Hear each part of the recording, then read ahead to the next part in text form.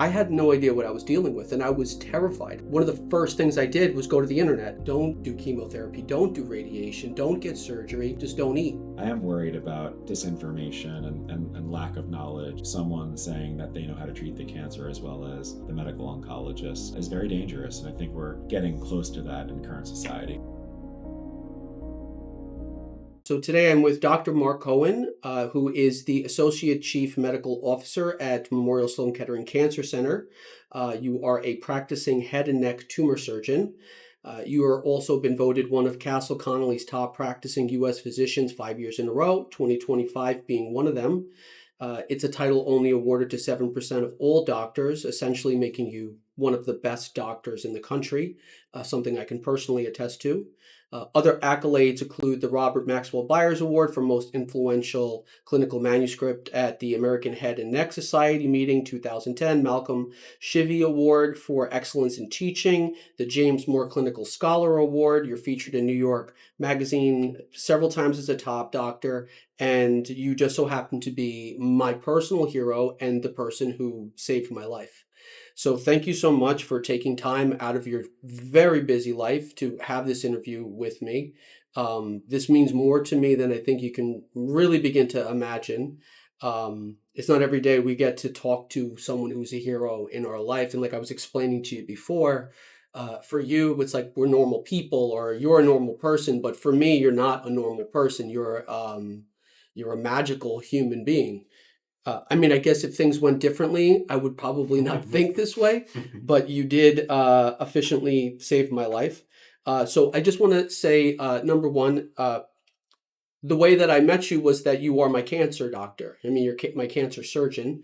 The first time I met you was in 2020 after I woke up from surgery that an ENT had told me that I had a nose polyp.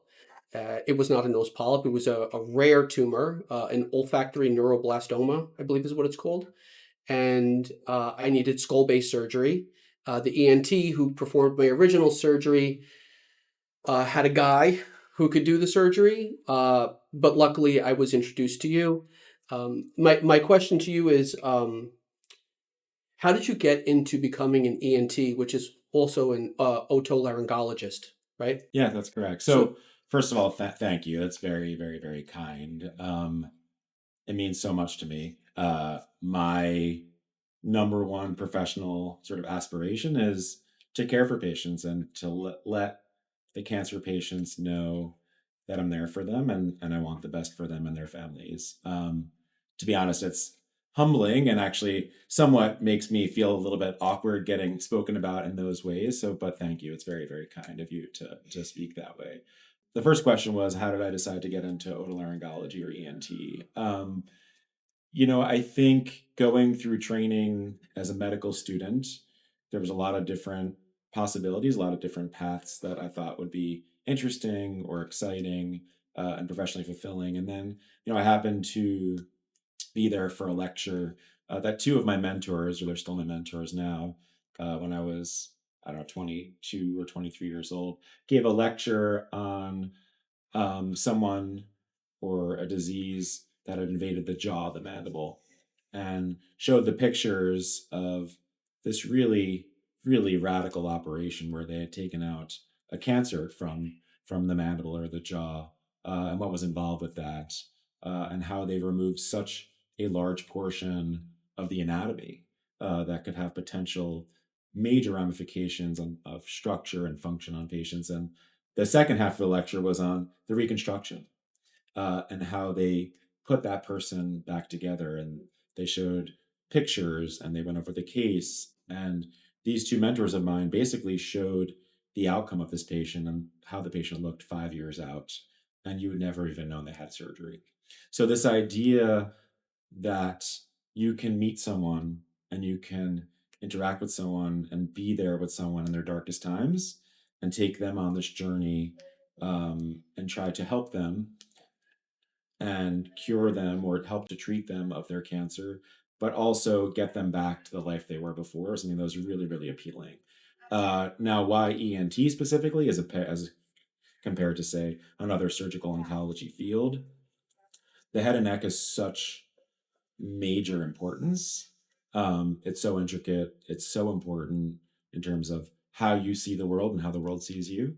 That's just sort of what one of the fields that I became interested in, and found my people in that field, and kind of went down a path that could have gone a bunch of different ways. So that's sort of, I went into the field of ENT knowing that I wanted to do cancer, which is kind of a small subset of what most ENTs do. Um, Why cancer? Why specifically targeting cancer? Was there a um, reason or just that's a great question. It just, to me, it was something that it like boggled my mind what could be done.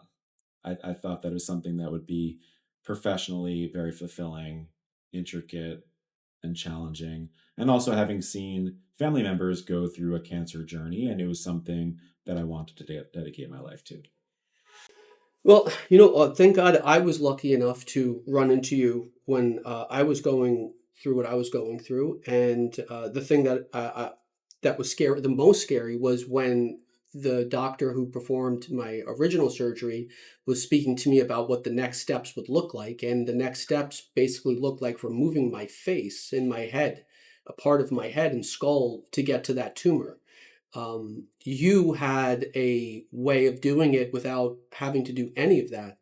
Um, can you tell me what made the difference there? Sure. I mean, you've always been very open. So for the listeners, you had something called neuroblastoma, which is a very rare cancer type that you see in the paranasal sinuses, or the sinonasal space, um, and the skull base. Traditionally, and actually we still do it today, for a lot of cancers in this area, we need to do an incision on the face to access the tumor, and an incision on the head, and do a craniotomy to get the tumor out. And we still do that today for certain cancers, depending on You still the do that Yeah, surgery? I do with a neurosurgical partner. But things have advanced, technologies advanced, and for certain types of cancer, like the one that you had, you can do them entirely through the nose or endoscopically. So you do them in such a way that no one would have any knowledge or idea that you had surgery for your cancer. Do you make that decision on how you're Sure. going to do the surgery? Yeah, so it's first of all, every patient gets presented at a tumor board.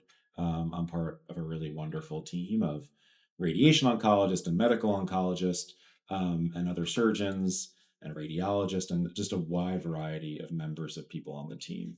I wouldn't say that I make the decision, but there are sort of certain indications and contraindications for different types of surgical approaches. Like if the tumor was through the skin, then you can't do it with an endoscope. You have to make a cut on the face. Or if it's into the eye, then you can't do it a certain way. So just the way your tumor was, you were actually a little bit fortunate, even though I wouldn't say that you were fortunate getting the cancer, but you were a little fortunate compared to others that were able to do it entirely through the nose with me and my neurosurgical partner, Dr. Tabar. So how did you because that was a transition. For originally the surgery that you had to do was only done that way, and endoscopically is something that came after the fact. Yeah. So the transition kind of happened in the sort of mid 2000s, like probably on the order of 2005 to 2009. This was not my work. I finished training in 2011. So there were other people that had sort of, Pioneered. pioneered and were on the shoulders of giants, as you say, and had shown that it's safe and effective to do it this way. So you learned how to So do I it that learned how way. to do it that way. So I How learned doing it the big way, and making the big cuts, and I learned doing it with a camera, which is also a big way. You just don't see the cuts, and the recovery is shorter. How do you actually learn to focus? My surgery was it a hard surgery to do? Was it an intricate surgery? Yeah, yeah. I mean, these are all very challenging surgeries because you want to make sure that you're getting margins that are negative, and you're getting all the tumor, and you're giving the patient every opportunity to beat the cancer, and also to avoid sort of side effects or long term morbidities of the operation related to the brain or the eye, or something along those lines.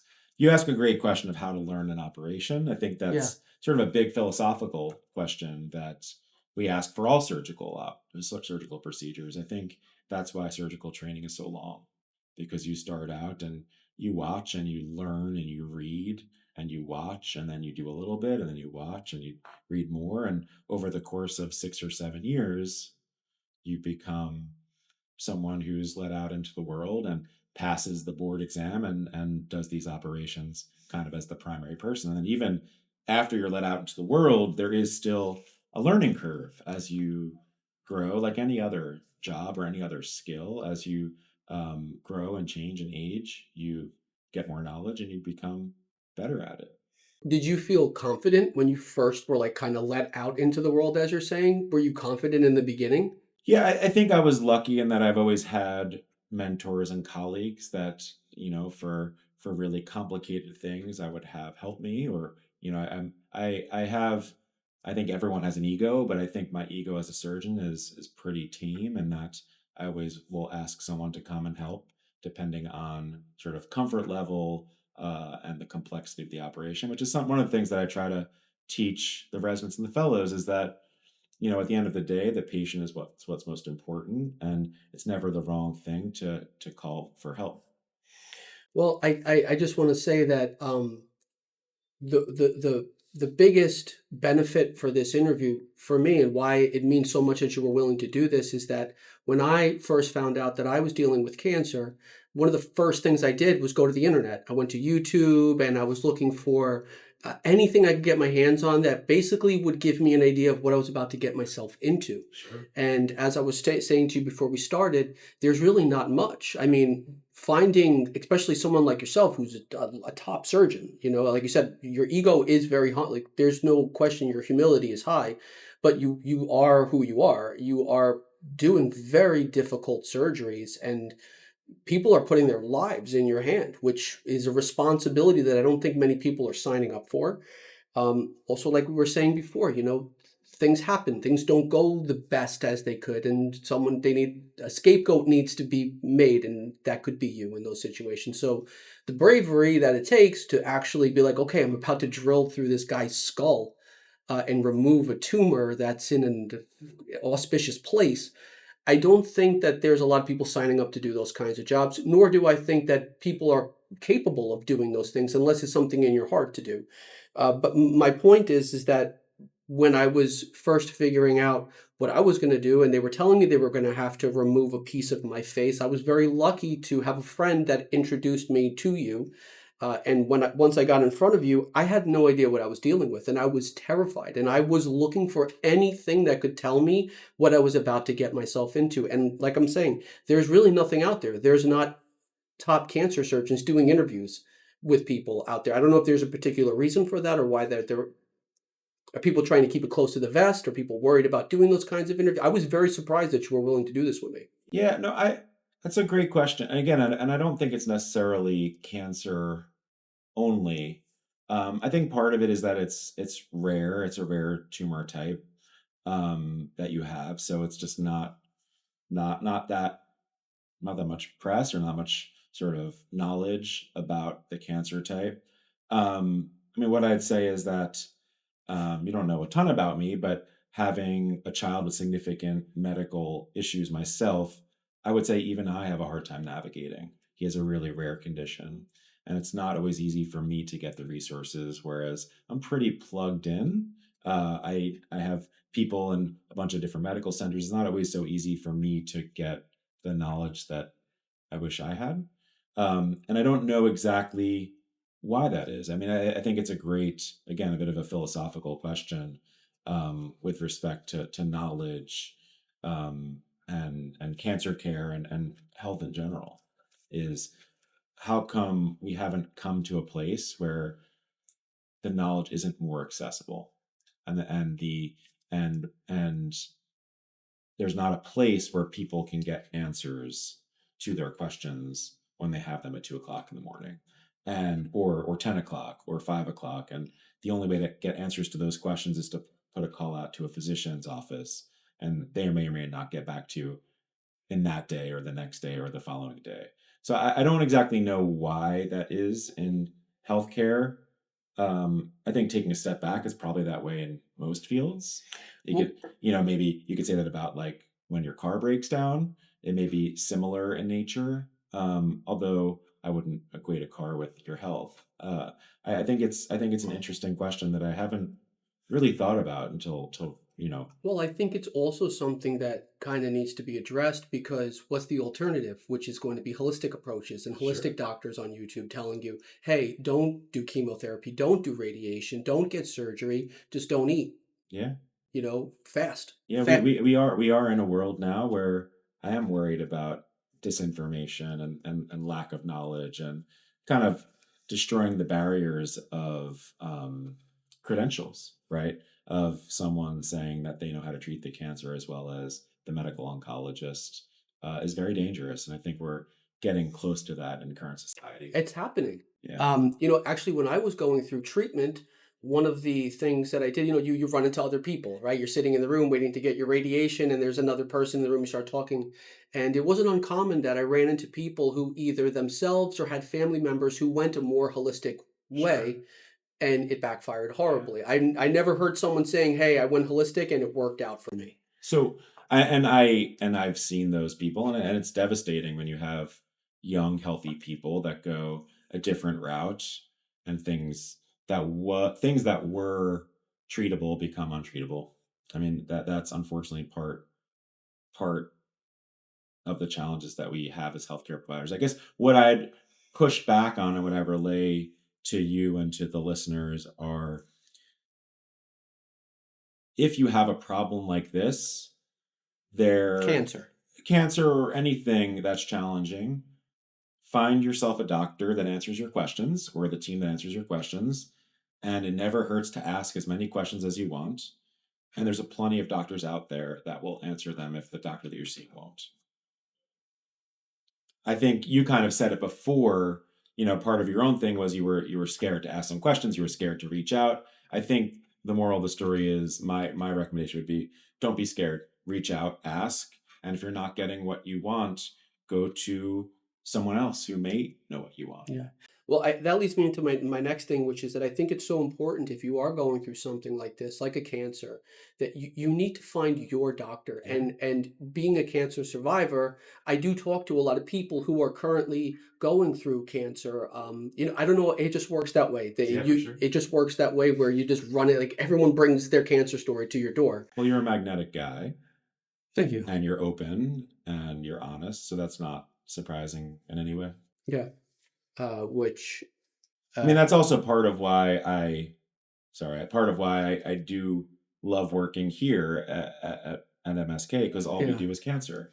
And I have colleagues that, in my opinion, are those people also that are willing to answer any question and be there for patients and do everything for patients. And that's what I love to do.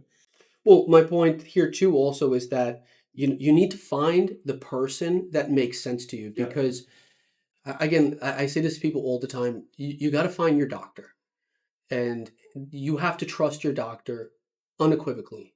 If you're not going to trust your doctor, it's the wrong doctor. If your doctor says something to you and you're doubting what your doctor is saying, you're with the wrong doctor. That's my personal opinion. And when I was looking for the person who was going to do the second part of my surgery, well, actually to do the surgery, I called up several different people. I talked to doctors at different hospitals, and it just, I'm the type of person, something's got to click for yeah, me. It either clicks or it doesn't. And anyway, eventually, when I wound up in your office, I showed up and I was in a terrified place. I didn't know what to expect. I hadn't gotten any scans. I didn't know if the cancer had spread to other places. Am I going to die? Again, also no information out there to really help you. And until you get scans done and everything done, you can't really get a proper diagnosis anyway. So when I showed up in your office and I sat down with you, there were so many things that happened. I'm a very spiritual person, I would say, and so there were so many things that happened on the way to this interview that I guess I was having with you, right? Because I also have to decide, are you my guy? sure. Right? I'm not the type of person that's just going to be like, okay, this is the doctor that was recommended. I'm just going to do it. No, it was also, I was there for an interview as well to see if you were going to make sense for me. And the one thing that you said to me, and I just want to read it off my paper because I wrote it, I think, beautifully. My first visit with you was surreal. I had no idea what I was really dealing with and what the final outcome would be. But in our conversation, you said the most perfect thing, the exact thing that I needed to hear. And this immediately ensured me that you were my doctor. And what you said to me is, I will get this out of you. That's what you told me. Dude, I'm sorry, I'm going to cry. It's okay. Thank you for sharing that. Yeah. Why would you say, first of all, how do you say something like that? Like, how, like, I don't know, it just with you, and now I'm going to get a little bit more, I guess, personal Sure. about it, because with you, it's not like something I experienced with anybody else in my life. Like for you to say something like that, I just wonder, like, I know you don't remember, but that's what you said. You said, I will get this out of you. How do you know that? Like, and am I overthinking that or overlooking that, or is it just as simple as? No, I don't know. I mean, I think that in my own, life and my own experience, the physicians that I've really been drawn to, either personally or professionally or mentors, are those that have a relationship with patients, and they're able to be humble and honest and thoughtful, and also relay confidence and to help patients feel like they're on the right path. But that's a statement. And I wouldn't say that if I didn't feel comfortable or confident that I would do that. And I don't know why in that moment I would have used those words. I don't recall that specific. No, that I recall it like it was yesterday, you know. But like I said, you know, when you're going through Sure. something like that, it's all surreal and you remember it vividly. But I just, again, I thought that that was a statement that was the exact I thing think it's I needed. I think it's having experience and confidence in knowing how to care for the patient's cancer and to care for the patient. You had only met me like 2 minutes in, and is that something that you would just like? Is that a blanket statement for you, or was No, that's just kind of your I intuition in when you meet intuition with a or new talking patient? to you and looking at the scans and seeing where the patient is, but that's not something that I routinely. Well, when you first met me, you were looking at a very basic scan, right? It was a Yeah, CT scan. yeah, It didn't have contrast. It yeah. was just like an X-ray kind of, right? So how was it? Because you also mentioned to me that if you would have seen that scan, you would have known that there was a tumor. So how does that how do you determine that versus a regular ENT who wasn't able to determine that? Yeah, I mean, this is kind of all that I do, right? So if it's all that I do, and it's the cases that I see, I could see a scan that doesn't have contrast, but is eroding the bone or is only on one side of the nose. Like there are different kind of tells Right. from a scan that could kind of give us the idea of what the right move is, and it really isn't one size fits all, meaning every every patient and every patient's cancer is different. And some different types of cancer are treated in different ways, and some are treated with different types of surgery. And really, it's a matter of kind of just experience and doing this as my only thing that I do and working in an amazing team that I Mm. felt comfortable to relay those words to you that it's not, again, it's not as if I relay words like that to everybody all the time. I see a lot of really challenging cases, and some of them, you come in with humility and are honest with patients and do everything you can to get them to the best place. When you first meet a patient, Yeah. and one of the things that I thought about you anyway, and I still think about you, is that you're extremely intuitive.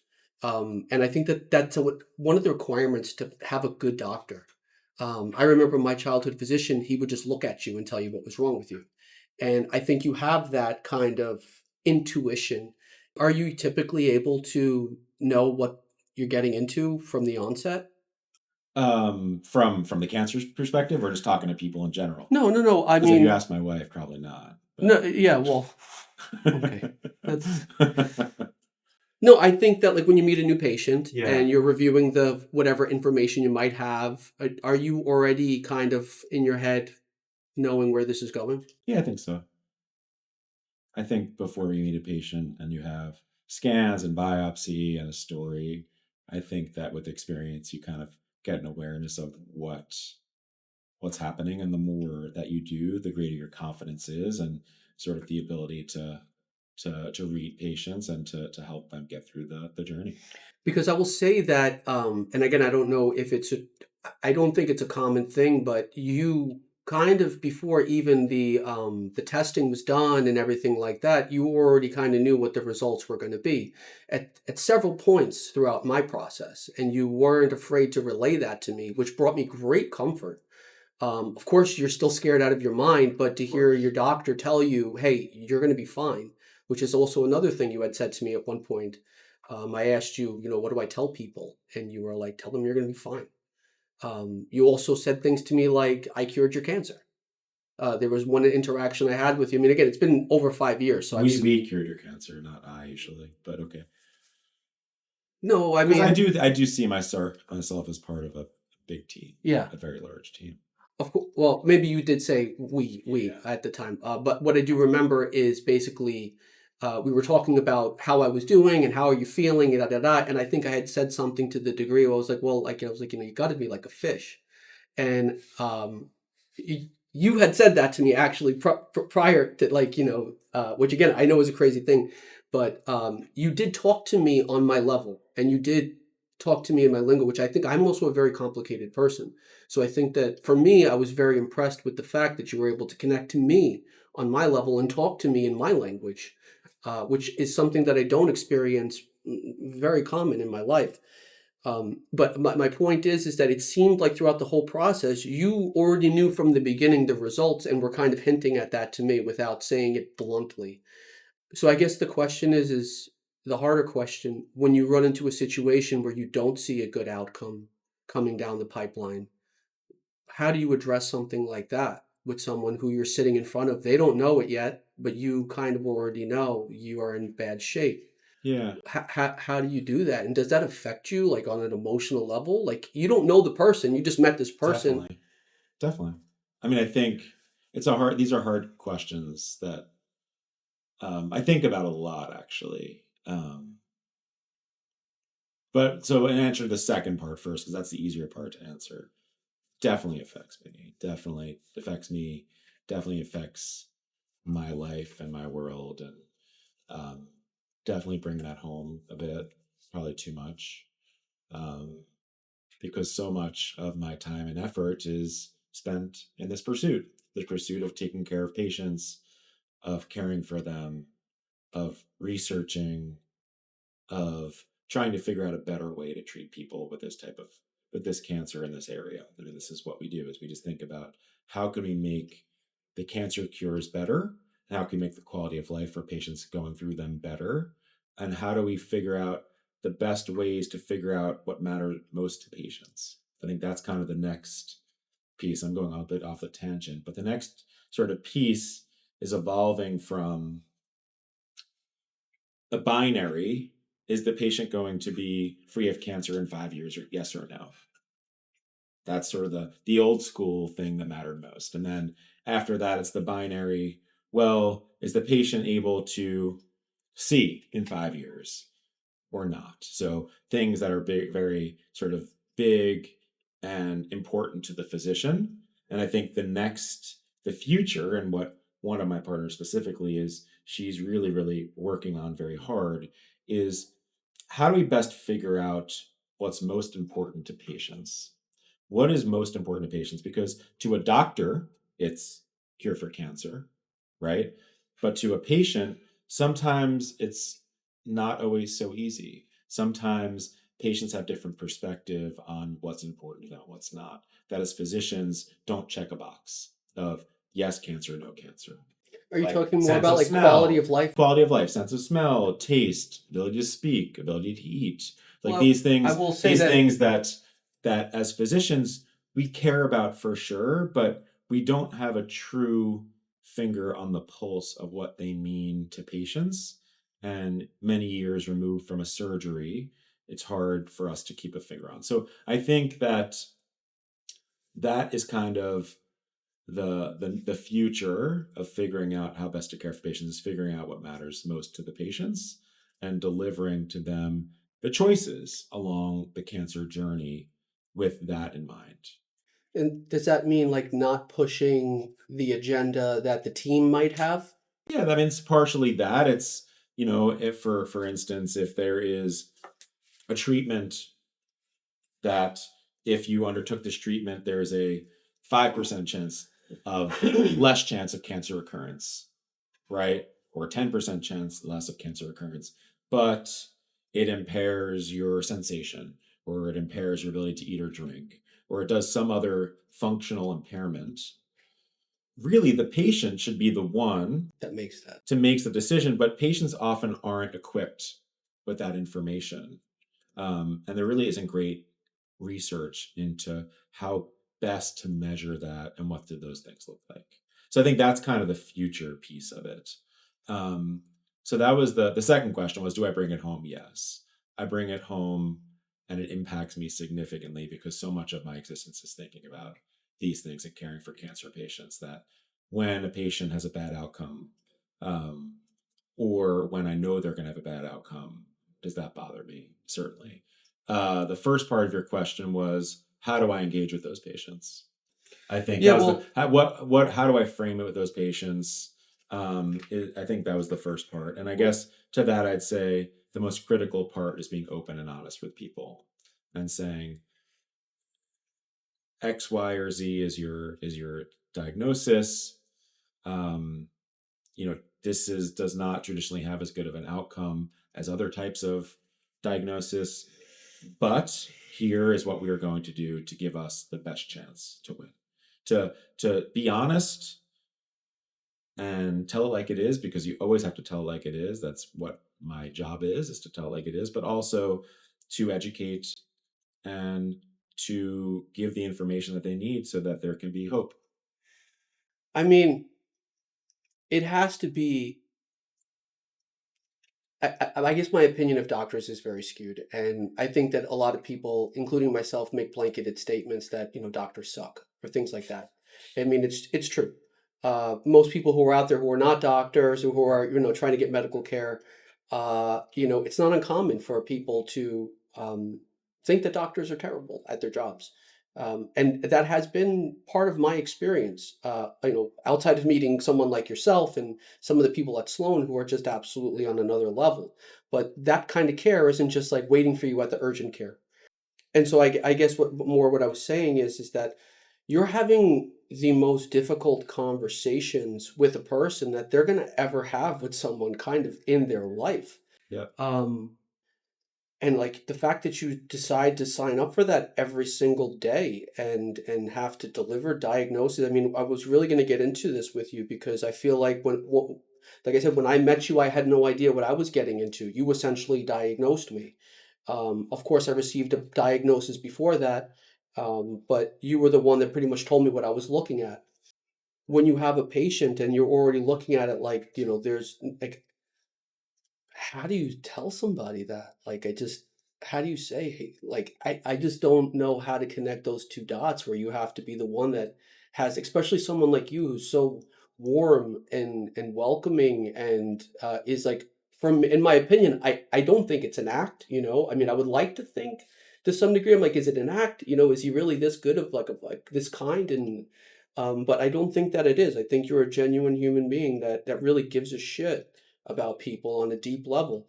And so I was like really one of my biggest questions was how are you doing this? And what tools have you gained over the years where when I want to tell you something really quick. One of my appointments, so essentially after your cancer is cured or removed or you've gone through treatment, you're going to have follow up, you know.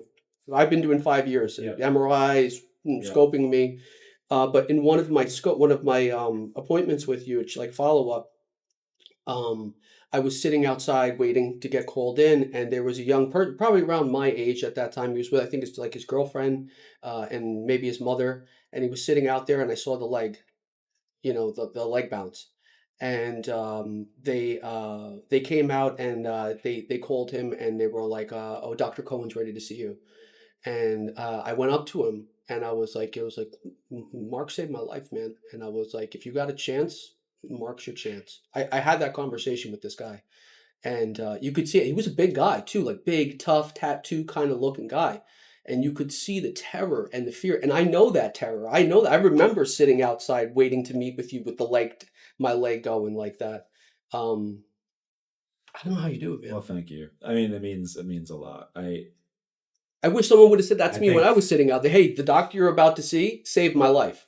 Well, thank I you. mean, think about the comfort also to some degree, because I know that that's something that I would have liked to hear. Um, Thank you. I mean, it means a lot. I think that I real. I kind of live this way. So I think that I'm getting emotional too. Um, yeah, thank you. I mean, I one of the things that I hope that we can relay to listeners and to you is that doctors don't all suck. That some doctors are really good. In fact, I think most, if not all, try their hardest to be really good.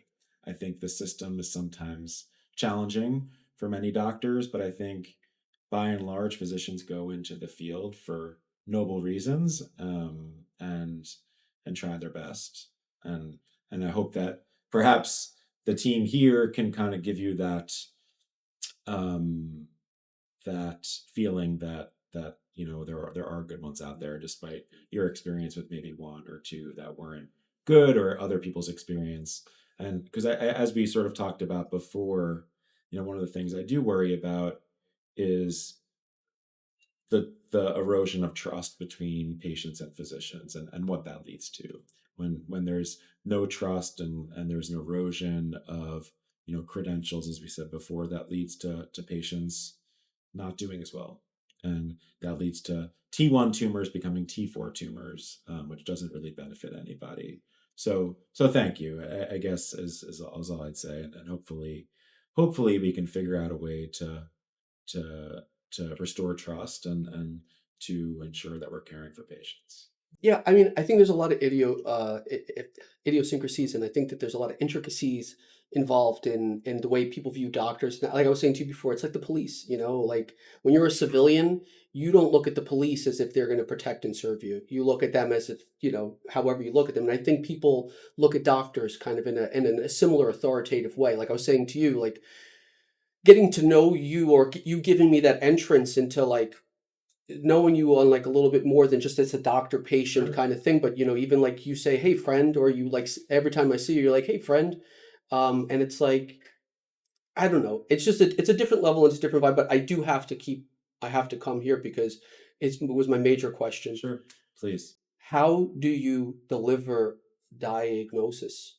Like, what is that? I just would love to know, what is that like? Because when I think about if I was in that position and I had to do that, I don't think I can.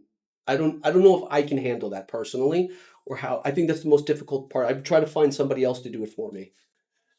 um I think that I don't have a good answer to the question. I really don't. I mean, there's certainly times where I'm walking into a room and I know the diagnosis is not great, and I dread doing that. And you do it. You tell the patient what the diagnosis is, and you give the patients all the information that you have, and you tell them all the ways that you're going to support them, whether that be through treatment, or socially, or psychologically, and you give the resources that you need to give. I think that's part of the job. Some of the most meaningful and most impactful and most influential interactions I've had with anybody, with patients, were patients of mine that I've lost, that I became close with, that I went to their funerals, that those people mean so much to me, and their families mean so much to me. And it's very it's devastating when you lose someone, especially when they're young, but then to have their family relay, this patient loved you so much, you gave them so much comfort in their hard times, makes it worthwhile.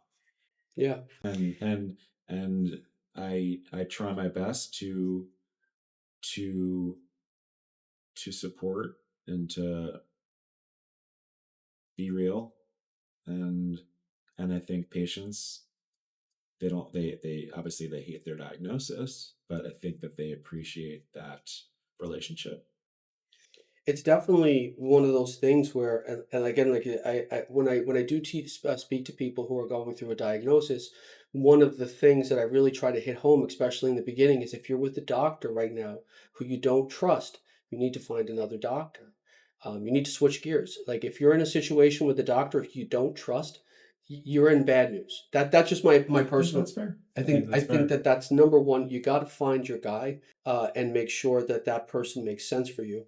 Um, and again, it's just one of those things that I admire. Why I'm pushing it is because I think that it's such a an admirable thing. And I guess that, if someone has to hear horrible news from somebody, it's nice that the person delivering it has a heart.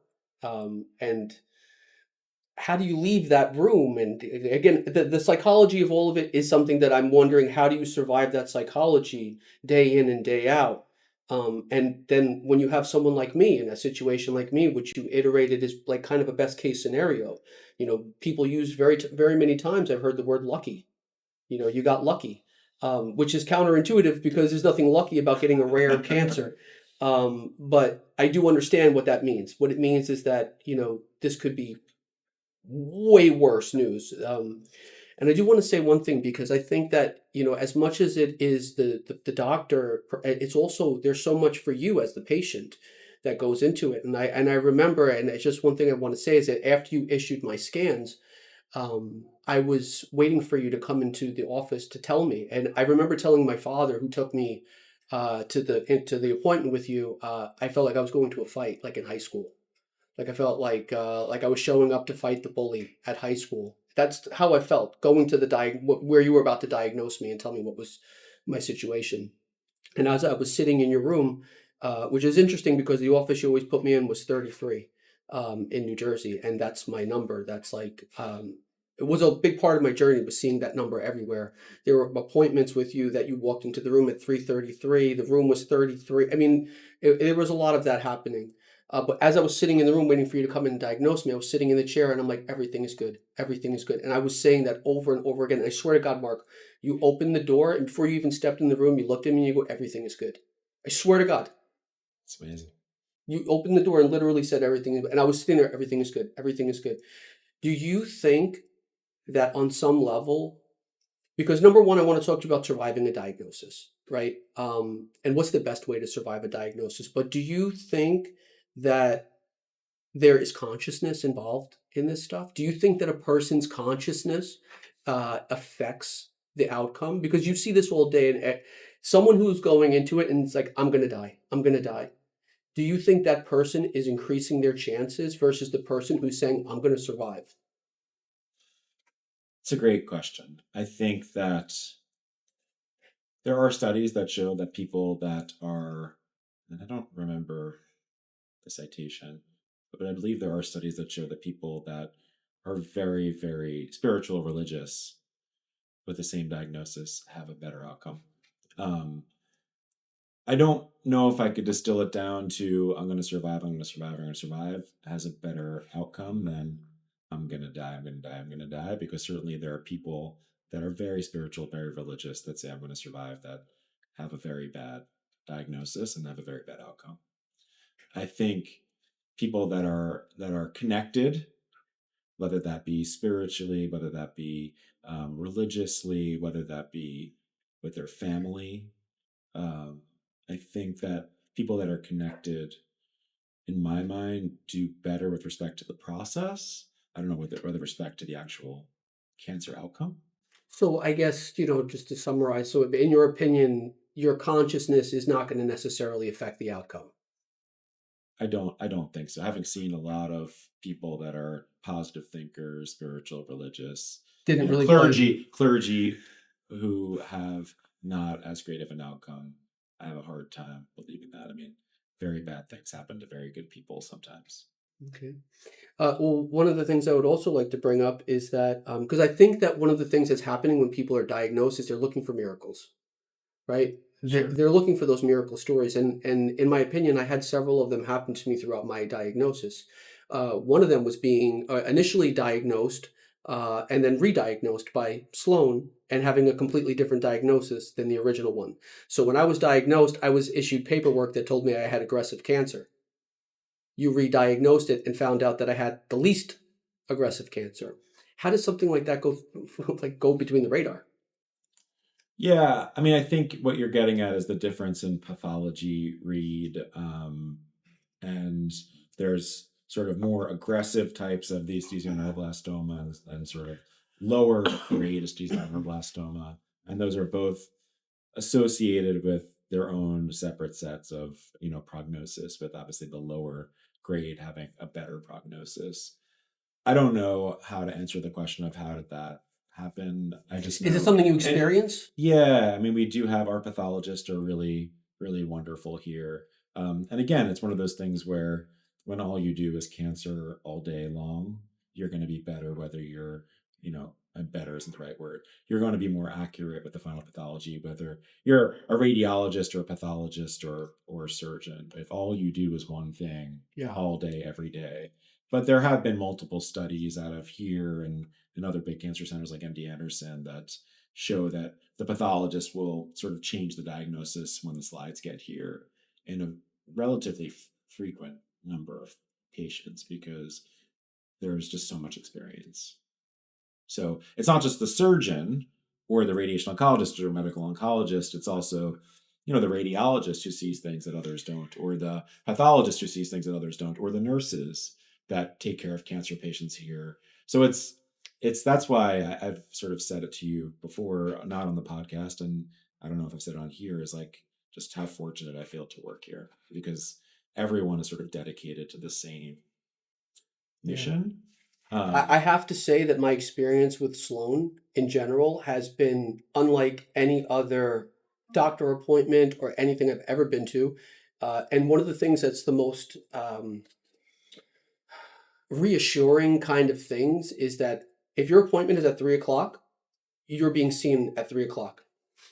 That's been my experience. Not always, but I actually what's interesting is that I think we try, but as you know, as we talked about, sometimes you can have a very hard conversation that can take a long time, or unexpected diagnosis, or a patient that you have to fit in. So sometimes my patients actually do wait pretty long. I'm lucky that we were lucky with you, but the reality is that I think for me the really wonderful part is that 99% of the patients understand when their appointment's delayed a little while because this is not a haircut. Yeah. This is sometimes involves a little bit more time and kind of understanding. Yeah, no, for sure. My personal opinion, I would like to say that I I just don't found, want it on record yeah, because no, no, no, I'd have a no. lot of patients that would disagree with Yeah, you. no, I would say that my experience has been that they're very Oh, efficient, great. on time, with you in particular. Everything was I'll just take kind it. of right down the middle. Thank you. So I guess I would like to get into more of now, like, less a little bit less personal. And my first question there would be, what is cancer and what causes it to grow? That is a very, very, very interesting, challenging question that has evolved over time. Cancer is basically a group of rogue cells from your body, from any different cell type in your body, that grows in a different way and has the potential to spread either where it's growing or throughout the body. So, What the why is, there are many, many, many reasons why. I think the easiest sort of way to say it is there are a bunch of different risk factors, but we're not exactly sure why. Like for instance, why you had cancer. There's no why yet for you. Some people, like certain types of head and neck cancers or lung cancers, are from smoking. Not all, certain types. Certain types of head and neck cancers and cervical cancer is from something called human papillomavirus. Certain types of sinonasal cancer is from exposure to various environmental toxins like um, wood particles or dyes. But the short answer is that a lot of the time we have no idea. And the patient has no known exposure to developing that cancer. Um, I think one of the things that we kind of know as the general public is, of things that we would hear, is that there's always cancer cells, dormant cancer cells inside of every single person. Is that true?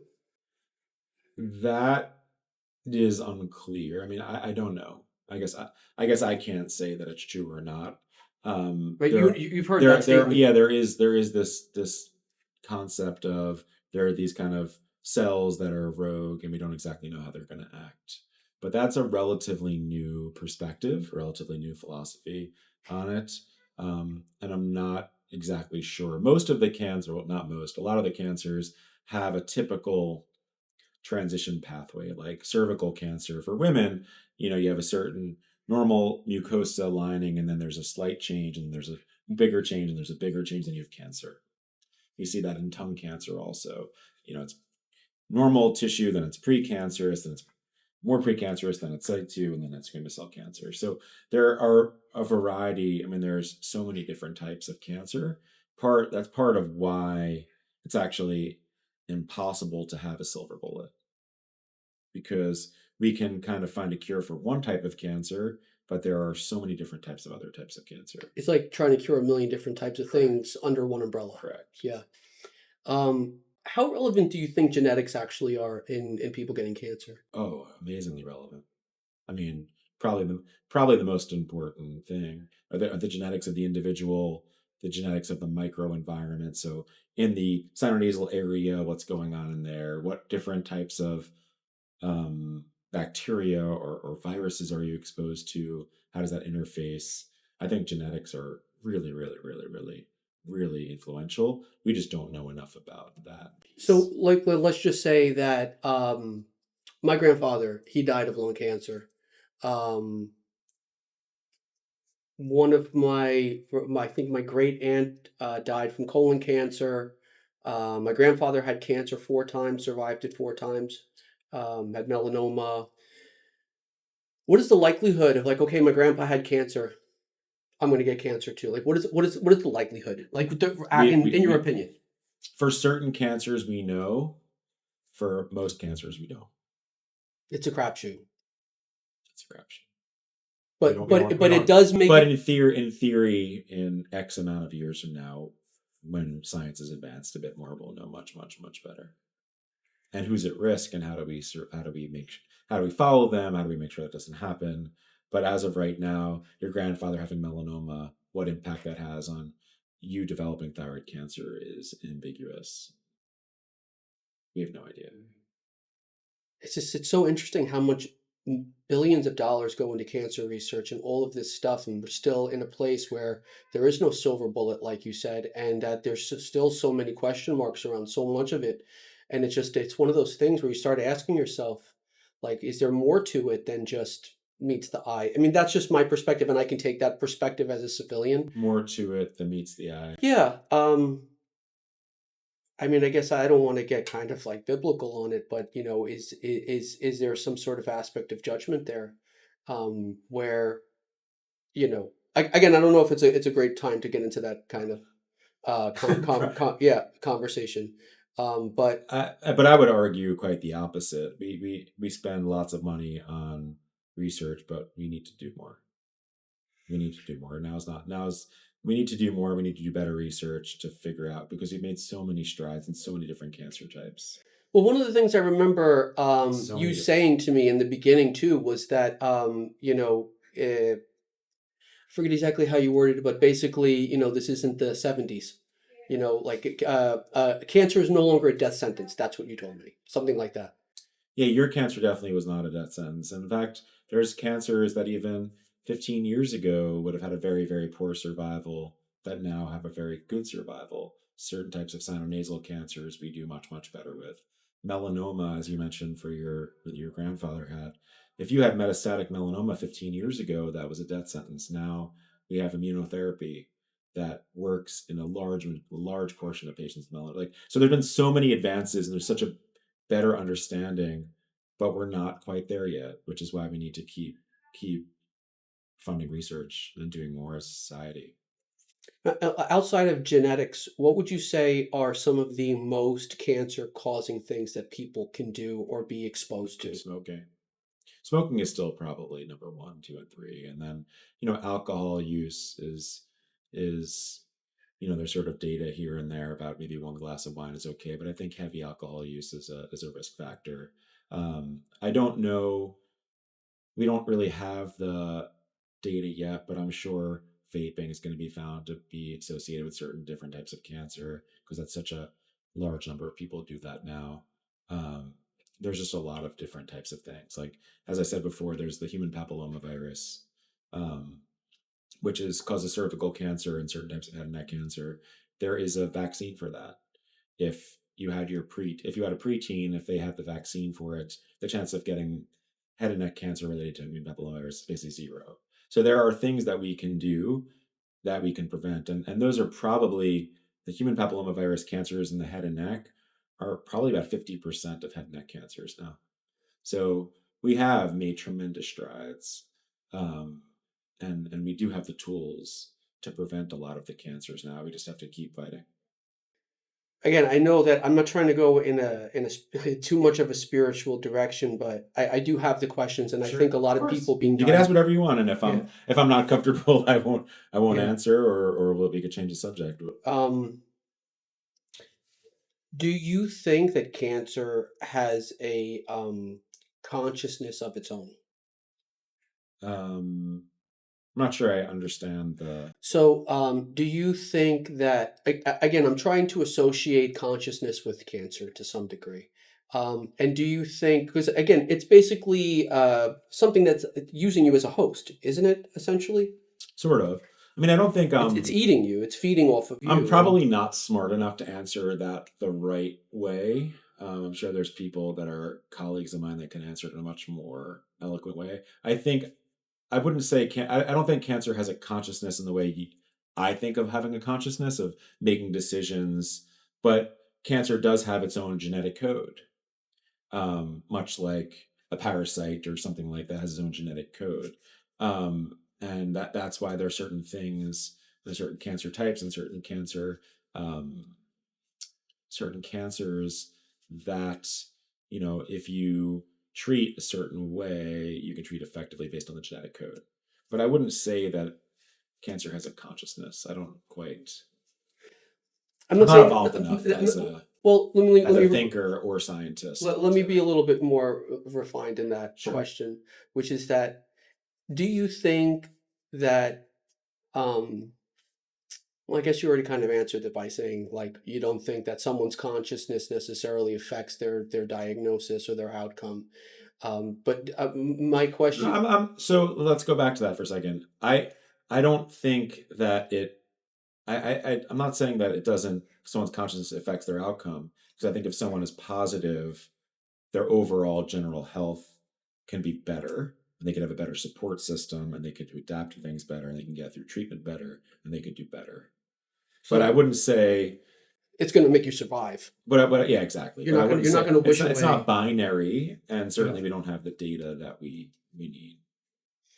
I guess it was my questions were leading into what's the best way to survive a diagnosis, in your opinion? Obviously, the diagnosis is going to range from good news to terrible I news. think But what surrounding yourself with a good team and getting to the most experienced cancer team that you can is probably the greatest predictor of best outcome. so essentially, who are your doctors? Yeah. So surviving in your best way to survive cancer is to get yourself in front of the best doctors you can. Yeah, I mean it's not that Yeah, it makes sense, it right? makes If total if you have sense. a hole in your roof, do you want the guy that replaces 20 roofs Yeah. a week, or do you want the guy that saw it once on YouTube? I mean, it's like I think it's where you're treated matters. I mean, also kind of going back to this this thing where it's like when someone is diagnosed, they have in their head how they think it's going to kind of go, and even after you might tell somebody, "Hey, you're going to be okay." Like there's many times you told me those things, so you're going to be fine, you're going to be okay. Don't worry about it. Go home, chill out. You can't. Like you can't wrap your head around those Of things. course. And it's one of those things where no matter what. like even after hearing someone, you literally told me on two occasions, your cancer is cured. Which, what does that even really mean, was another question, because I think people are looking to hear that, right? I mean, that's the kind of the best news you can hear from your Sure, cancer doctor, is your sure. cancer's been cured. Because when you go and do research, it says that there is no cure. You can't be cured. So well, if you go on Google and you're looking up, like, That's not true. I think that it says more like, you have like it's like it lists you the 5 year, 10 year, 20 year kind of survival rates, but it's not like saying I'm cured for the rest of my life, right? Because there is reoccurrence. Sure. But is there a way that you could be sure that there's not going to be No. reoccurrence? There's no way to know that. You could be, I mean, you could be cured and then have a recurrence down the road. What's with the 5 year marker? Like what? Why? Well, different cancers have been looked at and have different rates of recurrence at certain time points. So certain time points are important cutoffs for certain type of cancer. So, I mean, is that in 5 years seems to be, if there's no reoccurrence in five For some years? cancers, it's 5 years. Some cancers, it's 10 years. Maybe for some cancers, it's even less. Well, It's very person and cancer specific, I'd say. so when you're looking at those things again, so a person's going online, they're looking up their survival rate, right? Yeah, Which is something that I did. yeah, What are we really supposed to be looking? Because that you do run into that 5 year percentage, sure, right? Which is what I was kind of saying. I guess sure. maybe I mis kind of quoted myself there, but when you're looking at that 5 year timeline, am I going to survive the 5 year? And people think like, okay, well, what about after the 5 years? Um, what can you just again, just wondering a little bit more about reoccurrence, because I think it's something that if you've been through cancer, you're always going to be thinking about that for the rest of your life, and it's going to be something scary to you for the rest of your life. Yeah, and I think that unfortunately, there's no way to promise that that won't be a problem. Unfortunately, I mean, I think it's one of those things that when I say you're cured of cancer, that means that there's no evidence that there's cancer anywhere in your body. There's no evidence right now that there's any evidence. But does that mean that you won't have cancer come back down the road? There's no way for me to promise that, so I'm not going to. But if you look at the numbers at 5 years, I mean, you could ask ChatGPT right now at 5 years for a stage 1 or 2 esthesioneuroblastoma. That's Hyams grade 1. What's the likelihood that it recurs? They'll give you the numbers. It's really really low that it recurs, but it's a possibility. Yeah, I think I remember you mentioning that, because for me to decide, we don't want to talk about cancer treatment now. But I Yeah. do remember, you telling me, hey, the reoccurrence rate in something like this after the surgery is going to be like 95% not going to happen. If you do the radiation, it's like 98%. It was just the radiation gave me a Yeah. literally only a 3%, but for me that mattered. Yeah, for sure. It's one of those things where I think anybody who goes through It's cancer it's treatment. it's hard to wrap your head around, but it's almost like if your engine breaks and you bring it to the mechanic and the mechanic fixes your engine, unfortunately, there's no way to promise that your engine won't have a problem down the road. There's just no, or there's no way to promise that you won't have some other type of cancer down the road or some other problem. And again, as much as we want to promise that, we can't. And that's why we kind of try to support and be open and honest and be the team. Like, God forbid something does happen, then we'll take that as we need to take it. Yeah. Well, I mean, part of what you guys are doing as a team here, right, is also, trying to figure out how do we treat whatever's going Yeah. on. Okay, so first we're going to do surgery. I remember also something you said, that if I was older, if I was like over like 65 or 70 or something, you wouldn't even do the surgery. You just have me go right to radiation. I said something to this degree. Like if I was much older, you wouldn't even recommend me getting Huh. surgery or something like that. I think you said Maybe the other way around. Maybe we would get radiation for you if you were older. wouldn't do We would do radiation. radiation for you if you were older, maybe. Maybe. But my question is that how do you decide what a treatment plan is? Because they were saying something when I was diagnosed with that, if it was had moved to a certain part or whatever, they were going to do chemotherapy for me, but then they decided not to give me chemotherapy, because chemotherapy was on the table for me at one point. Yeah. But then you guys decided not to give me chemo.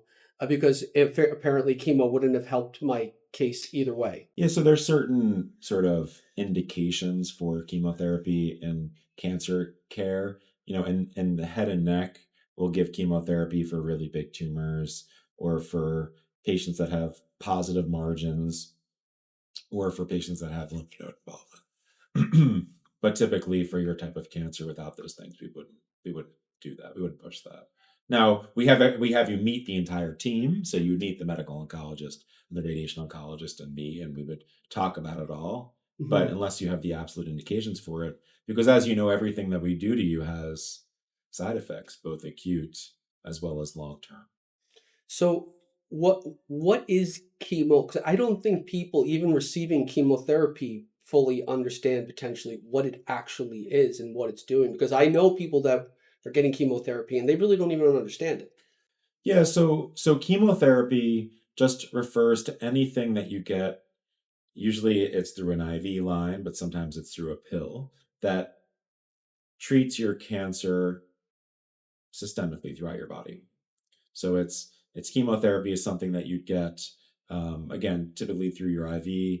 The sort of older chemotherapeutics that are given, work in a variety of ways to kill cells that are growing fast typically, and that often involves sometimes killing some of the body's own normal cells like hair follicle cells and make your hair fall out, or stomach cells and make you nauseous and vomit and those kinds of things.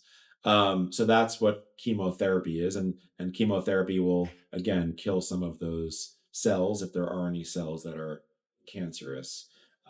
Now there are sort of newer types of chemotherapy like targeted agents that will impact certain types of mutations or changes that you only see in a cancer cell, or there's other types of systemic therapy called immunotherapy, and what that does is that will actually cause your body's immune system to fight cancer better. So it's actually relying on your own immune system to take down the cancer cells. So there's a variety of different sort of things under the umbrella of a medical oncologist, of which chemotherapy is kind of like a big catchphrase, but there are treatments now and have been in the past that work in a different way from surgery and radiation. Yeah, I mean, I just feel like for the common person, they hear chemotherapy and it's terrifying. I know for me, the chemotherapy conversation was way scarier than the radiation conversation. And I don't know if that was just me or if that's kind of common with most people, but I wasn't as scared of the radiation as I was scared of the chemotherapy, just because we see these movies and the shows Yeah, and it's the definitely more in the cultural zeitgeist for sure, chemotherapy, the radiation. right. And one of the things when I was going in for radio, I received radiation. Actually, I received, I think, the maximum dose you can kind of receive. I got like 35 rounds. I don't remember. Yeah, 35 rounds of the maximum dose that you could get.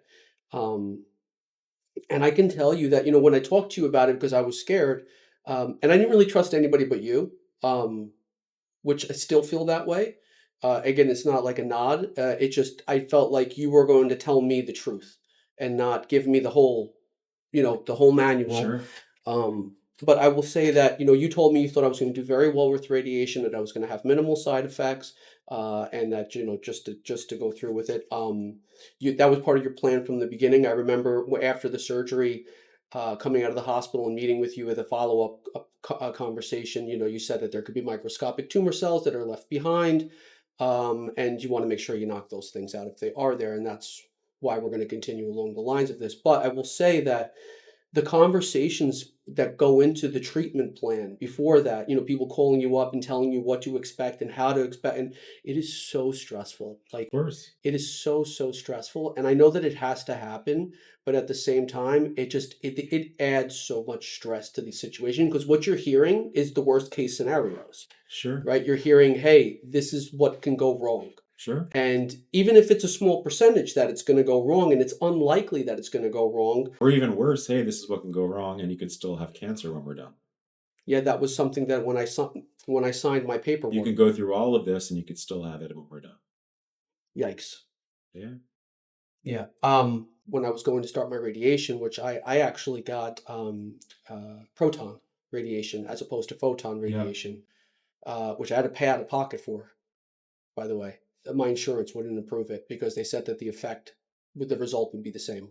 So, Wow. so my insurance wouldn't approve it, so I had to pay out of pocket. Wow. Sorry to hear that. No, it was very expensive. It was over six figures, Wow. but I paid out of pocket because I was told that this is with this and this and this and this is your best way to go. And I was like, all right, I mean, I have so much responsibility in my life. I didn't want to roll any dice, so I did pay out of pocket. Um, they gave me a discount. They gave me a discount. Pay with cash. So I was talking about radiation, and I remember when I was going for my first, like they're fitting you for the mask and things like that. And it's very scary. Like when you're getting fitted for that mask, it's also very uncomfortable. Mm-hmm. But I do remember signing a piece. One, they wanted me to, they didn't want me, they were asking me if I was willing to, because I had such a rare cancer that they wanted to do studies or follow ups and all these other things with me. I wasn't even sure. I said no. I was like, like I don't know why. If I could go back in time, I would say yes. I'm sure you hear that Well, quite. you were I was just scared. nervous. I was Yeah. scared, and like I didn't want to talk about it another Sure. second than I had to. Sure. But if I could go back in time, I would have done it. If you can, I wish I could go back in time, It's okay. but you can't. Radiation essentially is what?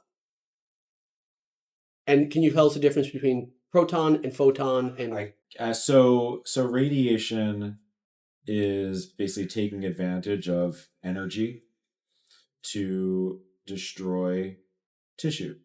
Now, the radiation therapist and the radiation oncologist are really wonderful, amazing at looking at scans and seeing where the cancer is and where the normal tissue is and targeting the specific area where the cancer is for optimal dose of that energy. The difference, I'm not a radiation oncologist, so take it with a grain of salt, and maybe you could talk to Dr. Lee or another radiation oncologist. But protons and photons are just two different types of particles, and protons have a sort of decreased geographic they're more region, precise? right? Decreased region that gets the high dose of radiation. So at least theoretically, there's a decreased risk of having the radiation go to the wrong areas. Yeah. Well, one of the things that I thought was really interesting is that when I was going through radiation, again, I had 35 rounds, 5 days a week for, I guess that's 7 weeks, right? You get the weekends off. Um, but I did run into people who were getting 3 rounds, 4 rounds, 5 rounds, and I was like, well, what's the point? Why am I getting 35 and they're getting 3 or 4? It's different depending on the cancer type. But The what location of the what cancer. could 3 rounds of radiation do? Like, Some different types of cancer and different types in the body get less rounds at a higher dosage typically. mhm. Just different. Yeah.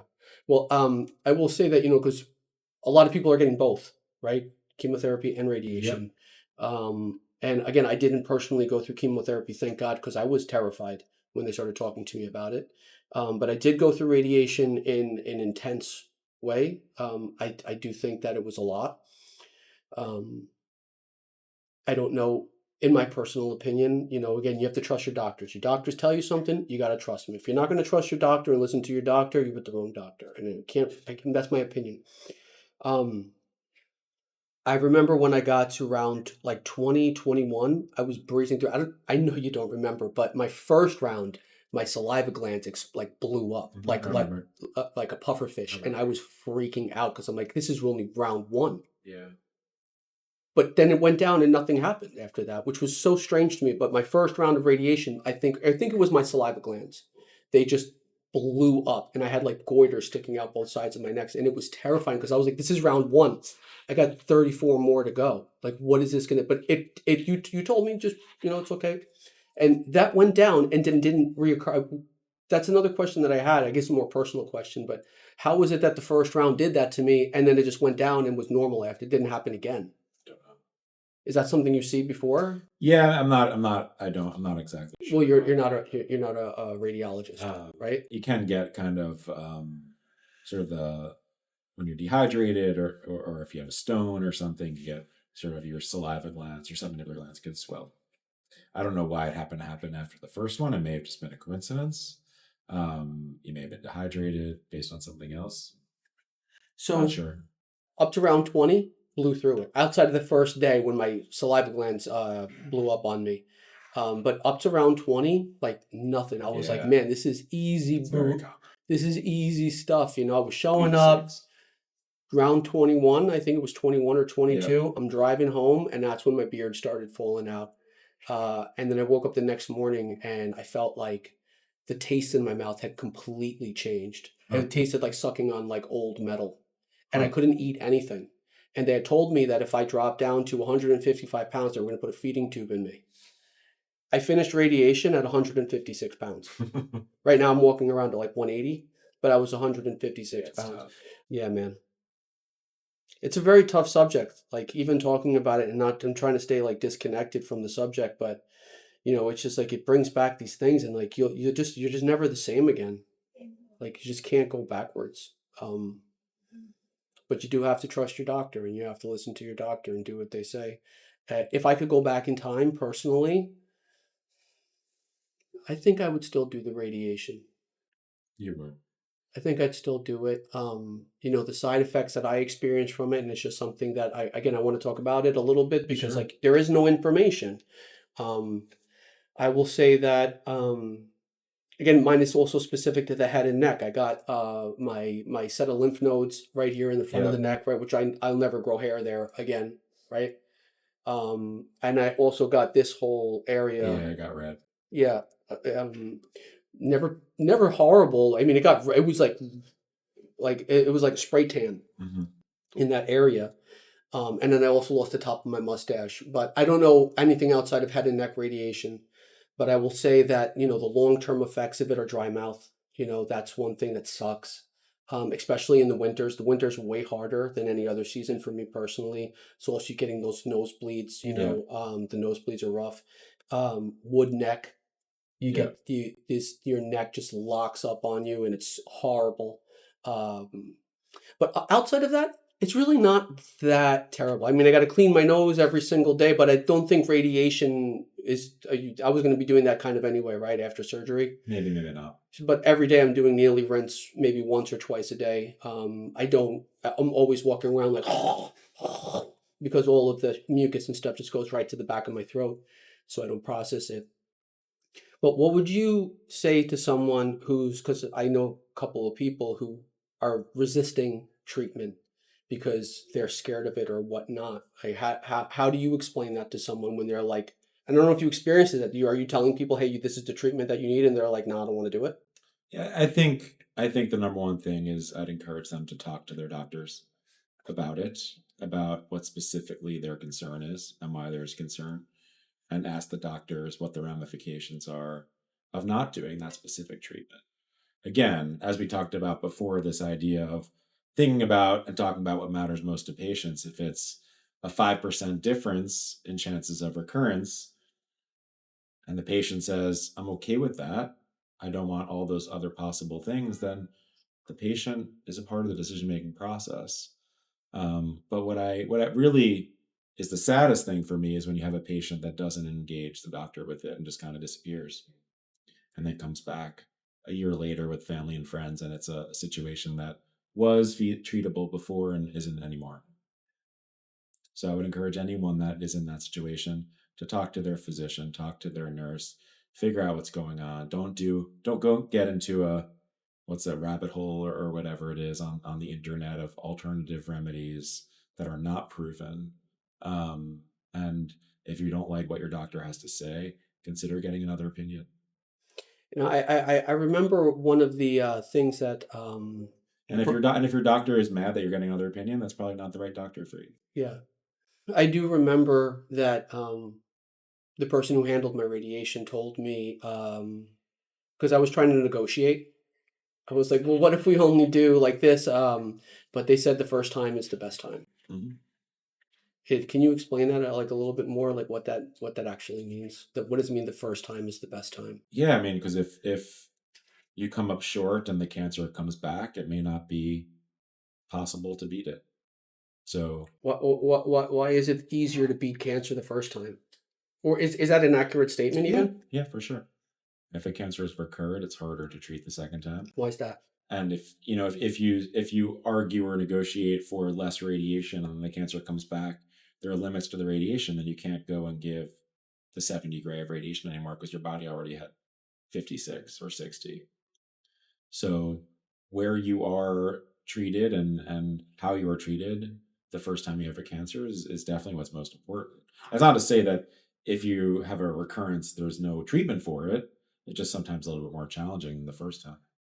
So it's definitely true. Yeah, and so I mean, I think that that's really like what you were talking about, that 5%, that 3%, it sounds like such a small percentage and it sounds like such a small margin, Yeah. but it Not if does. you're that percent. Well, Yes. that's what when I talk to patients and their patients sometimes will be fixated on percentages. And I'll give the best guess of what the percentage is, but I'll say, if there's a 90% chance of cure, but you're one of the 10% that's not cured, what does that 90% actually mean to you in your life? Right? It doesn't matter 90% chance of cure, but you're one of the 10% that didn't get cured. So the percentages are helpful, but they don't tell the whole story. Do you think that there will ever be, like, I love the word you use, silver bullet, and I don't know if that's a term that you guys use here at the hospital or if that's just your own personal term, but it's a great term for it. Do you think there will ever be like something that just cures cancer? I don't think there'll be a one cure for cancer, but I think that there'll be lots of different cures for lots of different types of cancers. What would you say is the difference in the way cancer is treated now versus, let's just go back a couple decades? So if you can just kind of say, okay, in 1990 or 2000, 2010, 2020, how far has the research taken Well, it us? depends on which cancer we're talking about. So if we're talking about, say, your cancer, for instance, you're talking about a difference in making the cuts on the face and the cuts on the head surgically. You're talking about a difference of having a much narrower field of radiation from IMRT or the best in photon radiation. Before that, it was much, much more scattered to IMRT and then to proton radiation. And then with respect to the chemotherapy, we have targeted agents, we have immunotherapy, we have a lot more tools in our toolbox that lead to better outcomes and to worse side effects. But there are certain cancers that have been tremendously impacted by radiation. There are certain types of lymphoma that there is a silver bullet for that type of lymphoma. There are certain types of melanoma, again, as I said before, that you'd have 20-year-olds dying of metastatic melanoma, whereas now we give them immunotherapy and they're not. And then there's other types of cancers that haven't moved quite as much, like certain types of brain cancers that the survival is maybe a little bit better, but not as much better as it should be for different types of brain cancer. So I think it's cancer specific, which is why I say, 20 years from now or 30 years from now, things will be so much further along, but it'll be different by different cancer type. And what I see in 30 years is I see genetics, as we talked about before, playing a much greater role. So a And like, patient's genetics mhm. will be predictive of how they'll respond to different types of treatment. So you could say maybe treatment X will be better for patient A and treatment Y will be better for patient B. The treatment, C, which we don't have to give more than 50 gray, will be okay for this patient. Like, I think it'll be individualized. I think it'll be patient specific care, which is really the sort of the goal of all of it is to be able to say, patient A, this is the best treatment for you. Patient B, this is the best treatment for you. Not hitting everyone with a hammer. I refer to, like, when people ask me about Sloan in particular. Um, I like to say that you guys threw the kitchen sink at it, um, which is what I would prefer. Actually, I just say again, it's one of those things where I think people who are, it's number one, being diagnosed with cancer. You've never been diagnosed with cancer, right? Thank God, right? But like, even you who operates on cancer every single day and has these conversations every single day, I I don't imagine that you know what it's like to receive a cancer diagnosis yourself. because you just can't. It's like having a child. There's no way to describe to somebody what it's like to have a child. The only way to know what it's like is to have a child. And I think cancer is the same kind of thing. And I think that that's why it's so important for people to get support and to talk to people who have been through it. Sure. Not just your doctor, but people who friends who have survived cancer, especially. I think is so important. But I guess that my question here for you is that in the process of being terrified of all of this stuff and not knowing what's coming down the line, and is there any kind of support you would recommend outside of having conversations with your doctor? What does a person do on their off time? Yeah. Like I'm not in front of you, I don't have access to you today at this moment, and I want to talk to you. What does a person do? It's a good question. I think the first thing is, and I want, it's a multi-layered answer. I think the first thing is knowing yourself and talking to your doctor and asking what type of resources the doctor knows of. I think if you're someone that would benefit in talking to a social worker or a psychologist, there are those resources out there, and here we try really hard to connect people to the right folks if you need it. And sometimes you have to be more vocal about needing it, and sometimes you have to be less. You don't have to be as vocal.